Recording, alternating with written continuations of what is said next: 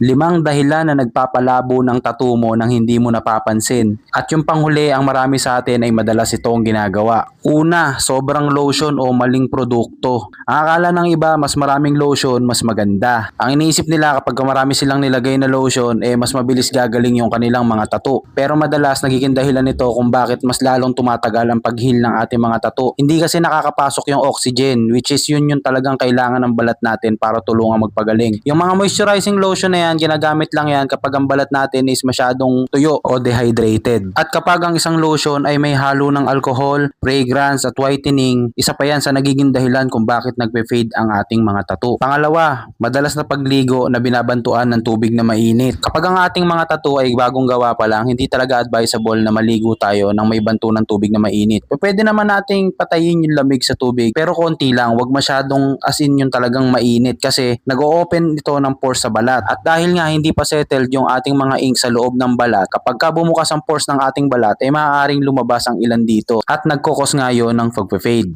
Pangatlo, bigla ang pagpayat o pagtaba. Hindi nila naiisip to agad. Kapag tayo ay pumayat o tumaba, nagkakaroon tayo ng skin stretching o shrinking na nagkukos naman ng pagwawarp ng mga linya o kaya naman pagdidikit-dikit ng mga detalye nito. Imagine, payat na payat ka tapos bigla kang tumaba nung after mong magpatato. Babanatin talaga ng balat mo at ang muscle mo yung ink na yon. So, ang mangyayari is magpe-fade siya. Vice versa, kapag ka pumayat ka naman, sisiksikin naman ang balat at laman mo yung tattoo mo. So, ang mangyayari, magdidikit-dikit yung mga detalye nito. Magkukos siya ng parang pagka-blurry at di maintindihang mga detalye. Pangapat, friction sa damit o gamit. Tandaan, ang pagsusuot ng masikip na damit, backpack straps, paulit-ulit na kuskos, at saka yung mga underwear natin na sobrang higpit ay pwedeng mag-cause ng line blur at patchy fading over time. At ang panghuli, marami sa atin hindi inaasahang pwedeng mag-cause talaga ito ng pag-fade ng tattoo. Hindi man agad, unti-unti ang epekto niya. Pag-yoyosi. Surprise, mother, father!